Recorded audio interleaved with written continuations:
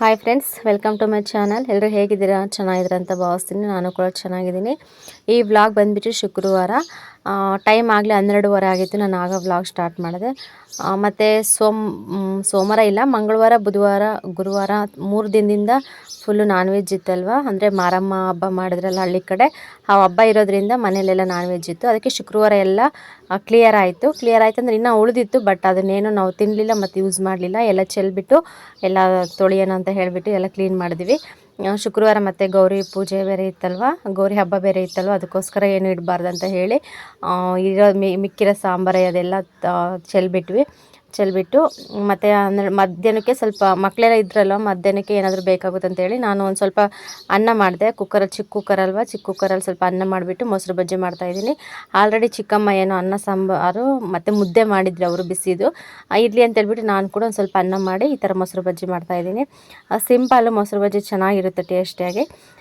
ಏನಿಲ್ಲ, ಒಂದೆರಡು ಈರುಳ್ಳಿ ಮತ್ತು ಒಂದು ಟೊಮೊಟೊ, ಒಂದು 4 ಹಸಿರುಮೆಣ್ಸಿನ್ಕಾಯಿ, ಖಾರ ಇರಲಿಲ್ಲ, ಹಸಿರುಮೆಣ್ಸಿನ್ಕಾಯಿ ಎಲ್ಲ ತೊಗೊಂಡ್ಬಿಟ್ಟು ಎಲ್ಲ ಚಿಕ್ಕದಾಗಿ ಕಟ್ ಮಾಡ್ಕೊಂಡ್ಬಿಟ್ಟು, ಮತ್ತು ಟೊಮೊಟೊ ಇದು ಕೊತ್ತಂಬರಿ ಸೊಪ್ಪು ಕೂಡ ಇತ್ತು, ಅದು ಕೂಡ ಎಲ್ಲ ಕಟ್ ಮಾಡಿಕೊಂಡು ನೀಟಾಗಿ ಇವಾಗ ಸ್ವಲ್ಪ ಸಾಸಿವೆ, ಸ್ವಲ್ಪ ಜೀರಿಗೆ, ಮತ್ತೊಂದು ಸ್ವಲ್ಪ ಕಡಲೆಬೇಳೆ ಮತ್ತು ಕರಿಬೇವು ಅದೆಲ್ಲ ಹಾಕ್ಬಿಟ್ಟು ಒಗ್ಗರಣೆ ಹಾಕಿ, ಮತ್ತು ಈರುಳ್ಳಿ ಟೊಮೊಟೊ ಎಲ್ಲ ಹಾಕಿ ಚೆನ್ನಾಗಿ ಫ್ರೈ ಮಾಡಿಬಿಟ್ಟು ಒಂದೆರಡು ಮೊಸರು ಪ್ಯಾಕೆಟ್ ತೊಗೊಂಡಿದ್ದೆ. ಮೊಸರೆಲ್ಲ ಸ್ಟವ್ ಆಫ್ ಮಾಡಿಬಿಟ್ಟು ಮೊಸರೆಲ್ಲ ನೀಟಾಗಿ ಮಿಕ್ಸ್ ಮಾಡಿ ಎಷ್ಟು ಬೇಕಷ್ಟು ನೀರು ಹಾಕ್ಕೊಂಡು ಇಳಿಸ್ಬಿಟ್ಟೆ. ಮತ್ತು ಹುಡುಗರದೆಲ್ಲ ಊಟ ಆಯಿತು. ಊಟ ಆದ ತಕ್ಷಣ ಇವಾಗ ಮನೆಯೆಲ್ಲ ಕ್ಲೀನ್ ಮಾಡೋಣ ಅಂತೇಳಿ ಜಾಸ್ತಿ ಪಾತ್ರೆ ಎಲ್ಲ ತೊಳೆದು, ಮತ್ತು ಸ್ಟವ್ ಎಲ್ಲ ಸ್ವಲ್ಪ ಗಲೀಜಾಗಿತ್ತು. ನಾನ್ ವೆಜ್ ಮಾಡಿರೋದ್ರಿಂದ ಸ್ವಲ್ಪ ಎಲ್ಲ ಸ್ಟವ್ ಮೇಲೆಲ್ಲ ಎಣ್ಣೆ ಜಿಡ್ಡು ಅದು ಇದೆಲ್ಲ ಜಾಸ್ತಿ ಇತ್ತು. ಅದಕ್ಕೋಸ್ಕರ ಎಲ್ಲ ನೀಟಾಗಿ ಉಜ್ಜಿತ್ತು ಎಲ್ಲ ತೊಳೆದು ಮನೆ ಕೂಡ ಎಲ್ಲ ಕ್ಲೀನ್ ಮಾಡಿಬಿಟ್ಟೆ ನಾನು. ಹಬ್ಬ ಎಲ್ಲ ಮುಗಿಯೋವರೆಗೂ ನಮ್ಮ ಮನೆ ಹೆಂಗಿರುತ್ತೆ ಅಂತ ಹೇಳೋಕ್ಕೆ ಆಗೋಲ್ಲ. ಹಬ್ಬ ಎಲ್ಲ ಮುಗಿದು ನೆಂಟರೆಲ್ಲ ಊರಿಗೆ ಹೋದ್ಮೇಲೆ ನಮಗೆ ಸ್ವಲ್ಪ ನಾರ್ಮಲ್ ಆಗಿ ಡೈಲಿ ಹೆಂಗಿರುತ್ತೋ ಆ ಥರ ಇರುತ್ತೆ ಮನೆ. ಇಲ್ಲಿ ನೋಡ್ಬೋದು, ನಾನು ಪೂಜೆನೇ ಮಾಡಿರಲಿಲ್ಲ 3 ದಿನದಿಂದ. ಯಾಕೆಂದರೆ ಮನೆಯಲ್ಲೆಲ್ಲ ನಾನ್ ವೆಜ್ ಮಾಡ್ತಾಯಿದ್ವಿ ಮತ್ತು ನಾನ್ ವೆಜ್ ತಿಂತಾಯಿದ್ವಿ. ಎಲ್ಲ ಮುಟ್ಕೊಂಡು ಅದೆಲ್ಲ ಇದಾಗುತ್ತೆ ಅಂತ ಹೇಳ್ಬಿಟ್ಟು ನಾನು ಪೂಜೆನೇ ಮಾಡಿರಲಿಲ್ಲ. ಅದಕ್ಕೆ ಶುಕ್ರವಾರ ಬಂದುಬಿಟ್ಟು ಎಲ್ಲ ಕ್ಲೀನ್ ಮಾಡಿ ಸಾಯಂಕಾಲ ಪೂಜೆ ಮಾಡೋಣ ಅಂತ ಹೇಳಿ ಮನೆಯೆಲ್ಲ ಒರೆಸ್ಕೊಂಡು ಎಲ್ಲ ಆಲ್ಮೋಸ್ಟ್ ಕೆಲಸ ಎಲ್ಲ ಮುಗಿಸ್ಕೊಂಡ್ಬಿಟ್ಟೆ ಸಂಜೆ ಅಷ್ಟೊತ್ತಿಗೆ. ಮತ್ತು ಇಲ್ಲಿ ನೋಡ್ತಿರ್ಬೋದು ಬಳೆ, ಬುಧವಾರ ಬಂದಿದ್ರು ಅವ್ರ ಹತ್ರ ಸ್ವಲ್ಪ ಪ್ರೈಸ್ ಸೆಟ್ ಆಗಲಿಲ್ಲ. ಅವ್ರು ಬಂದುಬಿಟ್ಟು 80 ರೂಪಾಯಿ ಏನೋ ಡಜನ್ ಹೇಳಿದ್ರು, ಇವ್ರು 50 ರೂಪಾಯಿ ಡಜನ್ ಮಾಮೂಲಿ ಅಂತ ಹೇಳಿದ್ರು. ಅದಕ್ಕೋಸ್ಕರ ಇವಾಗ ನಮ್ಮ ಅತ್ತಿಗೆ ಅವರೆಲ್ಲ ಕರೆದಿದ್ರು, ಬಂದುಬಿಟ್ಟು ಬಳೆ ಹಾಕ್ಸ್ಕೊಳ್ಳಿ ಅಂತ ಹೇಳಿಬಿಟ್ಟು. ಅವರು ಹೆಣ್ಮಕ್ಳಿಗೆ ಬಳೆ ತೋರಿಸ್ಬೇಕಲ್ವ. ಮತ್ತು ಚಿಕ್ಕಮ್ಮ ಕೂಡ ಇದ್ದರು, ಚಿಕ್ಕಮ್ಮ ಕೂಡ ಅವರು ತಗೊಳ್ಳಿ ಅಂತ ಹೇಳ್ತಾಯಿದ್ರು. ಅದಕ್ಕೆ ಚಿಕ್ಕಮ್ಮ ಕೊಡಿಸಿರೋದು ನಾನು ತೊಗೊಳ್ಳಿಲ್ಲ. ಚಿಕ್ಕಮ್ಮ ಯಾವಾಗಾದ್ರೂ ನೆಕ್ಸ್ಟ್ ತೋರಿಸುವಂತೆ ಬಿಡಮ್ಮ, ನನಗೆ ಸಾಕು ಅಂತ ಹೇಳಿದೆ. ನಮ್ಮ ಅತ್ತಿಗೆ ತೋರಿಸಿದ್ರು ಅವರು. ಮತ್ತು ನನ್ನ ತಂಗಿ ಕೂಡ ಸೆಲೆಕ್ಟ್ ಮಾಡುವ ಅಂತ ಕರಿತಾ ಇದ್ಲು. ನಿನ್ಗೆ ಯಾವ್ದು ಚೆನ್ನಾಗಿರುತ್ತೋ ಅದು ತಗೋ ಅಂತ ಹೇಳ್ತಾ ಇದ್ದೆ. ಗಟ್ಟಿ ಬಳೆನೇ ಕೈಗೆ ಹಾಕ್ಸ್ಕೊಂಡಿದ್ದು, ಯಾಕೆಂದರೆ ಹೊಲದಲ್ಲೆಲ್ಲ ಕೆಲಸ ಇರುತ್ತೆ, ತೋಟದಲ್ಲೇ ಕೆಲಸ ಇರುತ್ತೆ. ಮತ್ತು ಅವಳು ಬೇರೆ ಕಡೆಯೂ ಎಲ್ಲ ಕೂಲಿ ಹೋಗ್ತಾ ಇರ್ತಾಳಲ್ಲ, ಜಾಸ್ತಿ ಗಟ್ಟಿ ಬಳೆ ಇದ್ರೇ ಚೆನ್ನಾಗಿಲ್ಲ, ಅಂದರೆ ಬೇಗನೆ ಒಡೆದೋಗ್ತವೆ. ಇನ್ನು ಅವಳು 2 ಡಜನ್ ಹಾಕ್ಸ್ಕೊಂಡ್ಳು, ನಾನು 2 ಡಜನ್ ಹಾಕ್ಸ್ಕೊಂಡೆ. ಅಂದರೆ ನನಗೆ ಸಾಕು, ಅರ್ಧ ಡಜನ್ ಹಾಕ್ಸಿ ಅಂತಂದರೆ ಅವಳು ಕೇಳಲಿಲ್ಲ. ಅದಕ್ಕೆ 2 ಡಜನ್ ಹಾಕ್ಸ್ಕೊಂಡ್ವಿ. ಆ ಕಡೆ 1 ಡಜನ್ನು, ಈ ಕಡೆ ಕೈಗೆ 1 ಡಜನ್ನು. ಇಲ್ಲಿ ನೋಡ್ತಾ ಇರ್ಬೋದು, ನನ್ನ ಮಗ ಏನಾದರೂ ಒಂದು ಕೆಲಸ ಮಾಡ್ತಾನೆ ಇರ್ತಾನೆ. ನಾವೇನೋ ಸ್ವಲ್ಪ ಕೆಲಸದಲ್ಲಿ ಬ್ಯುಸಿ ಇದ್ದರೆ ಇದು ಸೈಲೆನ್ಸರ್ ಇರುತ್ತಲ್ವ, ಅದರೊಳಗೆ ಏನಾದರೂ ಚಾಕ್ಲೇಟ್ ಕವರ್ ಹಾಕೋದು, ಇಲ್ಲ ಕಡ್ಡಿ ಎಲ್ಲ ಹಾಕೋದು, ಇಲ್ಲ ಅಂಗಡಿಯಲ್ಲಿ ಏನೇನು ಪೆನ್ನು ಇದು ಸಿಕ್ಕರೆ ತೊಗೊಂಡೋಗಿ ಅದರೊಳಗೆ ತೂರಿಸೋದು, ಹಾಗೆಲ್ಲ ಏನಾದರೂ ಒಂದು ಮಾಡ್ತಾನೆ ಇರ್ತಾನೆ. ಅದಕ್ಕೆ ನಮ್ಮ ಅತ್ತಿಗೆ ಕೆದ್ರುಕೊಂಡ್ಬಿಟ್ಟು ಅದೆಲ್ಲ ಕ್ಲೀನ್ ಮಾಡ್ತಾ ಇದ್ದಾರೆ. ಮತ್ತು ಏನು ಇದು ಮಾಡ್ತಾಯಿದ್ದೀವಿ ಅಂತಂದರೆ ಹೆದರ್ಕೊಳ್ತಾನೆ ಇಲ್ಲ ಸುಮ್ಮನೆ. ಮತ್ತು ಮ್ಯಾಟ್ ತೊಗೊಳೋದು, ಬೈಕ್ ಮೇಲೆ ಹಾಕೋದು, ಮತ್ತು ಏನಾರ ಕೈಗೆ ಸಿಕ್ಕರೆ ಪೌಡ್ರ್ ಏನಾದರೂ ಸಿಕ್ಕರೆ ಕೈಗೆ ತೊಗೊಳೋದು, ಅದನ್ನ ಬೈಕಿಗೆಲ್ಲ ಹಾಕೋದು, ಒರೆಸೋದು, ಹಂಗೆಲ್ಲ ಮಾಡ್ತಾನೆ ಇರ್ತಾನೆ. ಸ್ವಲ್ಪ ನಾವು ಬ್ಯುಸಿ ಇದ್ದು ಕೆಲಸದಲ್ಲಿ, ಆದರೂ ಇವನು ಆಡ್ತಾ ಇದ್ದ. ನೋಡ್ತಾ ಇರ್ಬೋದು, ನಮ್ಮ ಅತ್ತಿಗೆ ಓಡಿಸ್ಕೊಂಡು ಹೋಗ್ತಾ ಇತ್ತು ಹೊಡೆಯೋಕ್ಕೆ. ಅವನು ಹೋಗಿ ಅದೇ ಸಂದೆಲ್ಲೇ ನಿಂತ್ಕೊತಾ ಇದ್ದ. ಇನ್ನು ಚಿಕ್ಕಮ್ಮ ಶನಿವಾರ ಊರಿಗೆ ಹೋಗ್ತೀವಿ ಅಂತ ಹೇಳ್ತಾ ಇದ್ರಲ್ವ, ಅದಕ್ಕೆ ಹೆಂಗಿದ್ರು ಗೌರಿ ಹಬ್ಬ ಬೇರೆ ಇತ್ತಲ್ವ, ಒಂದು ಸ್ವಲ್ಪ ಸ್ವೀಟ್ ಮಾಡೋಣ ಅಂದರೆ ಕರಿಗಡುಬು ಮಾಡೋಣ ಅಂತ ಹೇಳಿಬಿಟ್ಟು ಬೇಳೆ ಹಾಕೋಣ ಅಂತೇಳಿ ಎಲ್ಲ ಜೋಡಿಸ್ಕೊತಾ ಇದ್ರು. ನೋಡ್ತಾ ಇರ್ಬೋದು, ನಾನು ಈ ಥರ ಹಸಿರು ಬಳೆ ಹಾಕ್ಸ್ಕೊಂಡೆ, ಚೆನ್ನಾಗಿದ್ದು ಅಂತ ಹೇಳ್ಬಿಟ್ಟು. ಗಟ್ಟಿ ಬಳೆ ಸ್ವಲ್ಪ ಜಾಸ್ತಿ ದಿನನೇ ತಡ್ತಾ ಬರ್ತಾವೆ ಅಂತ ಹೇಳಿಬಿಟ್ಟು ಆ ಕಡೆ 1 ಡಜನ್, ಈ ಕಡೆ 1 ಡಜನ್ ಹಾಕ್ಸ್ಕೊಂಡ್ವಿ. ಇನ್ನು ಬೇಳೆಕಾಳೆಲ್ಲ ತಂದಿದ್ರು, ಮತ್ತು ಬೇಳೆ ಬಂದುಬಿಟ್ಟು ಒಂದಿಷ್ಟಿದ್ದು, ಮತ್ತು ಅದ್ರ ಜೊತೆಗೆ ಒಂದು ಅರ್ಧ kg ಕಡಲೆಬೇಳೆ ತರಿಸಿದ್ವಿ. ಕಡಲೆಬೇಳೆ ಮತ್ತು ಈ ಬೇಳೆ ಮಿಕ್ಸ್ ಮಾಡಿ ಒಬ್ಬಟ್ಟು ಮಾಡಿದ್ರೆ ತುಂಬ ಚೆನ್ನಾಗಿರುತ್ತೆ, ಮತ್ತು ಜಾಸ್ತಿ ಕೂಡ ಕ್ವಾಂಟಿಟಿ ಜಾಸ್ತಿ ಆಗುತ್ತೆ. ಬರೀ ಇವು ಆದ್ರೂ ಒಂಥರ ಅನಿಸುತ್ತೆ, ಹೂರಣ ಬಂದುಬಿಟ್ಟು, ಮತ್ತು ಬರೀ ಕಡಲೆಬೇಳೆ ಆದ್ರೂ ಒಂಥರ ಅನಿಸುತ್ತೆ. ಎಲ್ಲಿ ನೋಡ್ತಿರ್ಬೋದು, ನಾನು ಇನ್ನೊಬ್ಬ ಚಿಕ್ಕಮ್ಮ, ಇವರು ಅಂದರೆ ಅಮ್ಮ ಇದ್ದಾರಲ್ವ, ಅವರು ತಂಗಿ, ಇವ್ರಿಗಿಂತ ಚಿಕ್ಕವರು, ಯಾವಾಗಲೂ ವ್ಲಾಗಲ್ಲಿ ತೋರಿಸ್ತಿರ್ತೀರಲ್ಲ ಅವರು. ಇವರು 4 ಜನ ಅಕ್ಕ ತಂಗಿರು ನಮ್ಮಮ್ಮರು. ದೊಡ್ಡಮ್ಮ ಬಂದುಬಿಟ್ಟು ಅವರು ಆಂಧ್ರದಲ್ಲಿದ್ದರು, ಅವರು ಆಗಲೇ ತೀರೋದ್ರು ಅವರು, ಮತ್ತು ನಮ್ಮಮ್ಮನೂ ತೀರೋದ್ರು. ಈಗ ಇವರಿಬ್ಬರೇ ಇರೋದು. ಇವರು ಕೂಡ ಆಂಧ್ರದಲ್ಲಿದ್ದಾರೆ. ಒಂದು ಬ್ಲಾಗಲ್ಲಿ ತೋರಿಸಿದೆ ನಮ್ಮ ಅತ್ತಿಗೆ ಅಂತ ಹೇಳ್ಬಿಟ್ಟು. ಅವರ ಅತ್ತೆ ಇವರು, ಅಂದರೆ ನಮ್ಮ ಚಿಕ್ಕಮ್ಮ. ಇವರು ಬಂದಿದ್ರು ಹಬ್ಬಕ್ಕೆ, ಮಾರಮ್ಮನ ಹಬ್ಬಕ್ಕೆ ಬಂದಿದ್ದರು.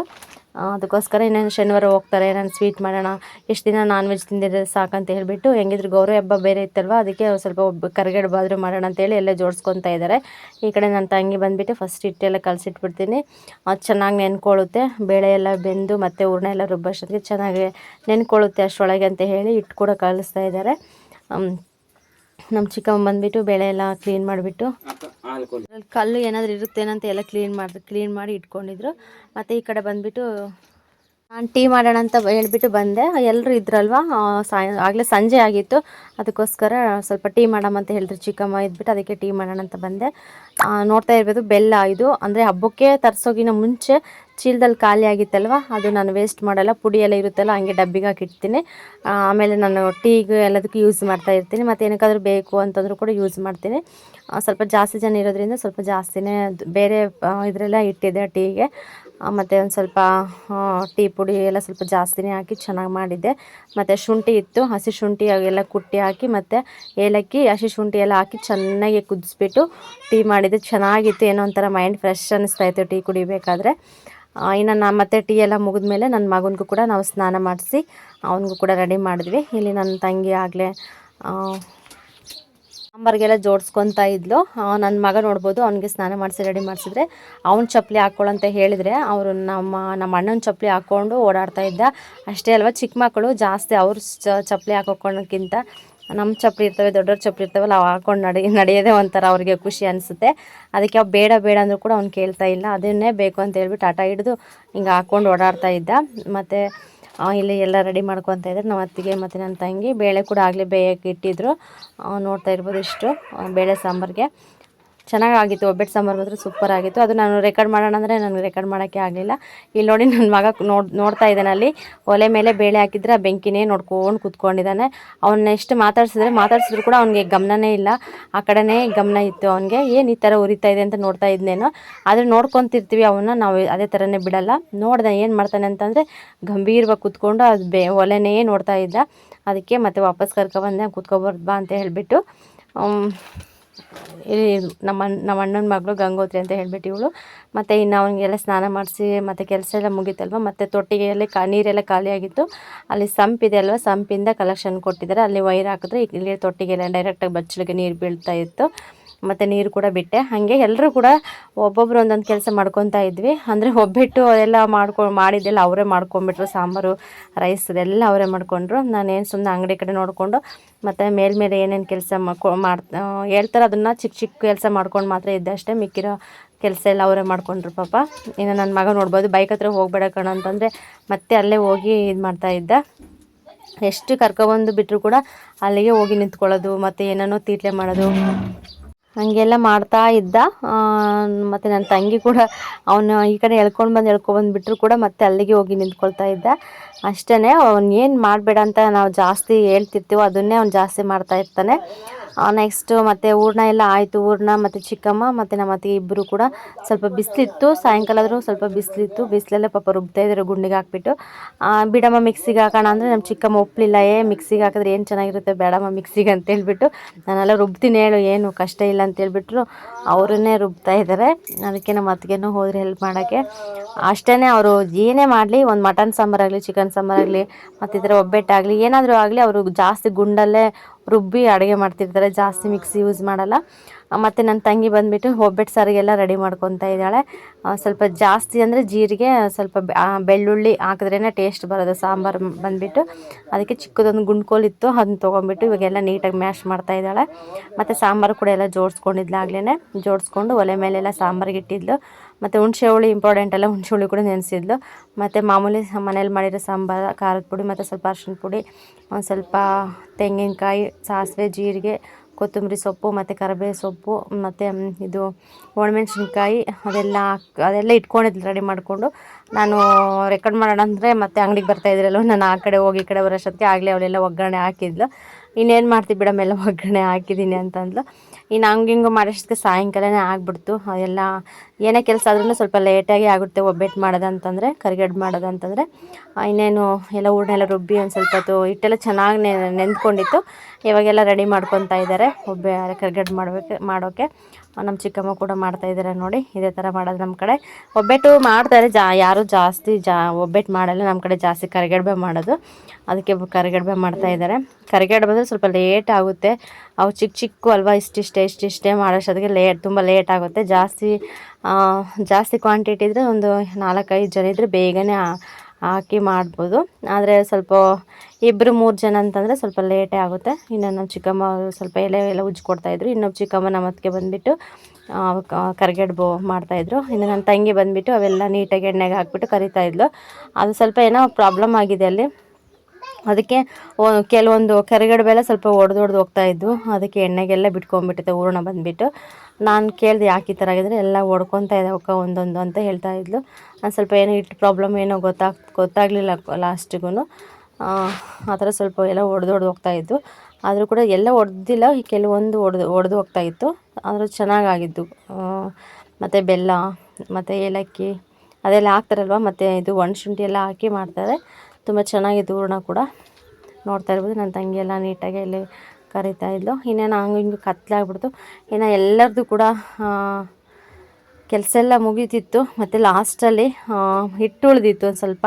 ಅಂದರೆ ಸ್ವಲ್ಪ ಹೂರಣ ಮಿಕ್ಕಿರಲಿಲ್ಲ, ಲಾಸ್ಟಲ್ಲಿ ಹಿಟ್ಟು ಉಳಿದಿತ್ತಲ್ವ, ಅದಕ್ಕೆ ನನ್ನ ತಂಗಿ ಮಗಳನ್ನ ಇಟ್ಟಿದ್ದಾರೆ. ಸ್ವಲ್ಪ ಕೂತ್ಕೊಂಡು ಎಲ್ಲ ಪೂರಿ ಎಲ್ಲ ಉಜ್ಜಾಕಂತ ಹೇಳ್ಬಿಟ್ಟು, ಅದಕ್ಕೆ ಒಂದು ಸ್ವಲ್ಪ ಪುಡಿ ಉಪ್ಪು ಅದೆಲ್ಲ ಮಿಕ್ಸ್ ಮಾಡಿಬಿಟ್ಟು ಚೆನ್ನಾಗಿ ಇನ್ನೊಂದು ಸತಿ ನಾದ್ಬಿಟ್ಟು ಇವಾಗ ಉಳಿದಿರೋ ಹಿಟ್ಟನ್ನೇ ಪೂರಿ ಎಲ್ಲ ಮಾಡ್ತಾಯಿದ್ರು. ಅದಕ್ಕೆ ನಮ್ಮ ತಂಗಿ ಮಗಳು ಉಜ್ಜಮ್ಮ ನೀನು ಕೂತ್ಕೊಂಡು ಅಂದಿದ್ದಕ್ಕೆ ಅವಳು ಕೂಡ ಎಲ್ಲ ಪೂರಿ ಎಲ್ಲ ಮಾಡಿಕೊಡ್ತಾಯಿದ್ಲು. ಅವರಮ್ಮ ಅದು ಪೂರಿನೆಲ್ಲ ಕರಿತಾಯಿದ್ಲು. ಆಗಲೇ ಒಲೆ ಮೇಲೇ ಅನ್ನ ಮತ್ತು ಒಬ್ಬಟ್ಟು ಸಾರೆಲ್ಲ ರೆಡಿಯಾಗಿತ್ತು. ಇನ್ನು ಸ್ವಲ್ಪ ಇದು ಐಟಮ್ ಮಾತ್ರ ಇತ್ತು. ಮತ್ತು ಹಪ್ಪಳ ಸೊಂಡಿಗೆ ಎಲ್ಲ ಕೂಡ ಕರೆದಿದ್ರು ಆಗಲೇ. ಮತ್ತು ಸ್ವಲ್ಪ ಕೋಸಂಬರಿ ಸಮೇತ ಮಾಡಿದರು. ಮಾಡಿಬಿಟ್ಟು ಮಕ್ಕಳಿಗೆ ಎಲ್ಲರಿಗೂ ಕೂಡ ಇದು ಬಾಳೆ ಎಲೆ ಬರುತ್ತಲ್ಲ ಪ್ಲಾಸ್ಟಿಕ್ದು ಹಸ್ರದ್ದು, ಅವು ತೊಗೊಂಬಿಟ್ಟು ಎಲ್ಲರೂ ಲೈನಲ್ಲಿ ಕುಂದಿರಿಸ್ಬಿಟ್ಟು ಎಲ್ಲರದೂ ಒಂದೇ ಸತಿ ನಮ್ಮ ಚಿಕ್ಕಮ್ಮ ಎಲ್ರಿಗೂ ಊಟ ಬಡಿಸಿದ್ರು.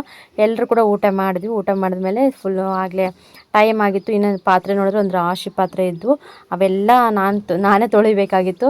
ಯಾಕೆಂದರೆ ಪಾಪ ಅವ್ರು ಸಾಯಂಕಾಲದಿಂದ ತುಂಬ ಬ್ಯುಸಿ ಇದ್ದರು. ಅವರೆಲ್ಲ ಪಾಪ ಒಬ್ಬಟ್ಟೆಲ್ಲ ಮಾಡಿ ಎಲ್ಲ ಕೆಲಸ ಮಾಡಿದ್ರಲ್ವ, ಅದಕ್ಕೆ ಪಾತ್ರೆ ಬಿಡು ನಾನೇ ತೊಳಿತೀನಿ ಅಂತೇಳ್ಬಿಟ್ಟು. ನೈಟ್ ಆಗಿತ್ತಲ್ಲ, ಅಂಗಡಿಗೆ ಏನು ಅಷ್ಟೊಂದು ಯಾರು ಬರ್ತಾ ಇರಲಿಲ್ಲ.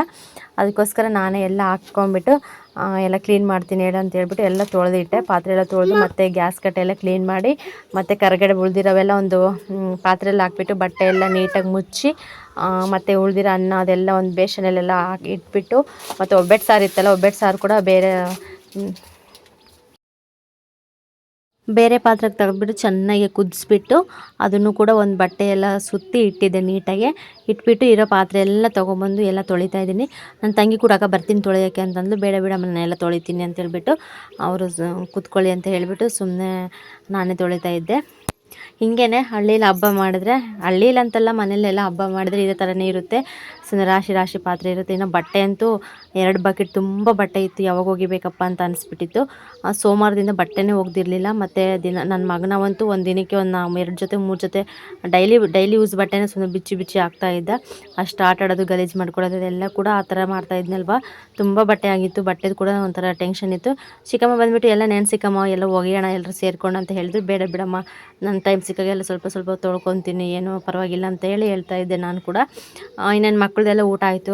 ಅವರು ಕೂಡ ಸ್ವಲ್ಪ ಆಟ ಆಡಿಕೊಂಡು ಆ ಮನೆಗೆ ಒಂದಿಬ್ಬರು, ಈ ಮನೆಗೆ ಒಂದಿಬ್ಬರು ಟಿ ವಿ ಎಲ್ಲ ನೋಡಿಕೊಂಡು ಅವ್ರ ಟೈಮ್ ಸ್ಪೆಂಡ್ ಮಾಡ್ತಾಯಿದ್ರು. ಇನ್ನು ಸ್ವಲ್ಪ ಮತ್ತು ದೇವಸ್ಥಾನಕ್ಕೆಲ್ಲ ಹೋಗ್ತಾಯಿದ್ರು. ಚಿಕ್ಕಮ್ಮ ಕೂಡ ದೇವಸ್ಥಾನಕ್ಕೆಲ್ಲ ಹೋಗ್ಬಿಟ್ಟು ದರ್ಶನ ಮಾಡಿಕೊಂಡು ಅವ್ರು ಊರಿಗೆ ಹೋಗ್ತಾ ಇದ್ರಲ್ವ, ಮತ್ತು ಊರಿಂದ ಬರೋವರೆಗೂ ಮತ್ತೆ ದರ್ಶನ ಸಿಗಲ್ಲ ಅಂತ ಹೇಳಿಬಿಟ್ಟು ಅವರು ಕೂಡ ದೇವಸ್ಥಾನಕ್ಕೆ ಹೋಗಿದ್ರು. ಅವರೆಲ್ಲ ಬರೋ ಅಷ್ಟೊತ್ತಿಗೆ ಎಲ್ಲ ಮನೆಯೆಲ್ಲ ಕ್ಲೀನ್ ಮಾಡೋಣ ಅಂತ ಹೇಳಿಬಿಟ್ಟು ನಾನು ಮಾಡ್ಕೊತಾ ಇದ್ದೀನಿ. ಮತ್ತು ಅಷ್ಟರಲ್ಲಿ ಚಿಕ್ಕಮ್ಮ ಕೂಡ ಬಂದರು ದೇವಸ್ಥಾನಕ್ಕೆಲ್ಲ ಹೋಗ್ಬಿಟ್ಟು. ಬಂದರು. ಇನ್ನೊಬ್ಬ ಚಿಕ್ಕಮ್ಮ ಇದ್ಬಿಟ್ಟು ಅವರು ಮನೇಲಿದ್ದರು ಟಿ ವಿ ನೋಡಿಕೊಂಡು. ಅಂದರೆ ಅವ್ರಿಗೆ ಸ್ವಲ್ಪ ಸೀರಿಯಲ್ ಅಂದರೆ ತುಂಬ ಇಷ್ಟ. ಒಂದು ಸೀರಿಯಲ್ ಕೂಡ ಅವ್ರು ಮಿಸ್ ಮಾಡ್ಕೊಳ್ಳಲ್ಲ. ಸೀರಿಯಲ್ಗೋಸ್ಕರನೇ ಬೇಗನೆ ಕೆಲಸ ಎಲ್ಲ ಮುಗಿಸಿ ಸೀರಿಯಲ್ ನೋಡ್ಕೊಂಡು ಕುತ್ಕೊತಿರ್ತಾರೆ ಅವರು. ಮತ್ತು ಚಿಕ್ಕಮ್ಮ ಶನಿವಾರ ಹೋಗ್ತಾರೆ ಅಂತ ಹೇಳ್ಬಿಟ್ಟು ಅವತ್ತು ನೈಟ್ ಫುಲ್ಲು ಅಂದರೆ ಶುಕ್ರವಾರ ನೈಟ್ ಒಂದು 12 ಗಂಟೆ 12ವರೆಗೂ ಬರೀ ಮಾತಾಡಿಕೊಂಡು ಕಷ್ಟ ಸುಖ ಮಾತಾಡ್ಕೊಂಡೇ ಇದ್ವಿ. ಅಷ್ಟೊತ್ತವರೆಗೂ ಎದ್ದಿದ್ವಿ. ಎದ್ದು ಮತ್ತು ಚಿಕ್ಕಮ್ಮನ ಸ್ವಲ್ಪ ಕಷ್ಟ ಇದೆ ಪಾಪ, ಅವ್ರದ್ದೆಲ್ಲ ಕೇಳಿಕೊಂಡು ಮತ್ತು ನಮ್ಮದೆಲ್ಲ ಮಾತಾಡಿಕೊಂಡು ಸ್ವಲ್ಪ ಹೊತ್ತು ಕಾಮಿಡಿ ಎಲ್ಲ ಮಾಡಿಕೊಂಡು ನಕ್ಬಿಟ್ಟು ಎಲ್ಲ ಮಲ್ಕೊಳ್ಳೋಷ್ಟೊತ್ತಿಗೆ 12ವರೆ 1 ಗಂಟೆ ಆಗಿಬಿಡ್ತು. ಫ್ರೆಂಡ್ಸ್, ಈ ವಿಡಿಯೋ ಇಷ್ಟ ಆಗಿರುತ್ತೆ. ಪ್ಲೀಸ್ ಇಷ್ಟ ಆದರೆ ಲೈಕ್ ಮಾಡಿ, ಕಮೆಂಟ್ ಮಾಡಿ, ಶೇರ್ ಮಾಡಿ. ಹಾಗೆ ಯಾರಾದರೂ ನನ್ನ ಚಾನಲ್ ಹೊಸ್ದಾಗಿ ನೋಡ್ತಾ ಇದ್ದರೆ ಪ್ಲೀಸ್ ಸಬ್ಸ್ಕ್ರೈಬ್ ಮಾಡ್ಕೊಂಡು ನೋಡಿ, ಹಾಗೆ ಸಪೋರ್ಟ್ ಮಾಡಿ ಅಂತ ಕೇಳ್ಕೊಳ್ತೀನಿ. ಮತ್ತು ಏನು ಅನಿಸ್ತು ವಿಡಿಯೋ ನೋಡಿ ಅಂತ ಹೇಳ್ಬಿಟ್ಟು ಕಮೆಂಟ್ ಸೆಕ್ಷನಲ್ಲಿ ಕಮೆಂಟ್ ಮಾಡಿ, ಮತ್ತು ನನಗೂ ಕೂಡ ಸಪೋರ್ಟ್ ಮಾಡಿ ಅಂತ ಕೇಳ್ಕೊಳ್ತೀನಿ. ದಯವಿಟ್ಟು ಸಪೋರ್ಟ್ ಮಾಡಿ. ನನಗೂ ಸಪೋರ್ಟ್ ಮಾಡಿದ್ರೆ ನಿಮಗೂ ತುಂಬ ಒಳ್ಳೆಯದಾಗುತ್ತೆ ಅಂತಲೇ ಹೇಳ್ತೀನಿ. ನಾನು ಕೂಡ ಚಿಕ್ಕಮ್ಮ ಕೂಡ ಬಂದರು, ದೇವಸ್ಥಾನಕ್ಕೆ ಹೋಗ್ಬಿಟ್ಟು ದರ್ಶನ ಮಾಡಿಕೊಂಡು ಬಂದರು. ಇನ್ನು ನನ್ನ ಪಾತ್ರೆ ಕೂಡ ಎಲ್ಲ ಕ್ಲೀನ್ ಆದವು. ಚಿಕ್ಕಮ್ಮ ಹೇಳ್ತಾಯಿದ್ರು, ಏನು ಎಲ್ಲ ಒಬ್ಬಳೆ ತೊಳಿತಾ ಇದ್ದಾಳೆ, ಇಷ್ಟು ಪಾತ್ರೆ ತೊಳಿಬೇಕಾ ಬೇಡವಾ ಅಂತ ನಮ್ಮ ತಂಗಿನ ಹೇಳ್ತಾಯಿದ್ಲು. ಇಲ್ಲಮ್ಮ ತೊಳೆಯೋಣ ಅಂತಂದರೆ ಬೇಡ ಅಂತ ಅಂದ್ಲು. ನಾನು ತೊಳೆಯೋಕ್ಕೆ ಹೋಗಿದ್ದೆ ಅಂತ ಅವಳು ಹೇಳ್ತಾಯಿದ್ಲು. ಬಿಡ ಇನ್ನೇನು ಸ್ವಲ್ಪ ಇದ್ದಾವೆ, ಎಲ್ಲ ತೊಳೆದು ಕ್ಲೀನ್ ಮಾಡ್ತೀನಿ ಅಂತ ಹೇಳಿದೆ. ಓಕೆ ಫ್ರೆಂಡ್ಸ್, ವಿಡಿಯೋ ನೋಡಿ ಸಪೋರ್ಟ್ ಮಾಡಿ, ಕಮೆಂಟ್ ಸೆಕ್ಷನಲ್ಲಿ ಕಮೆಂಟ್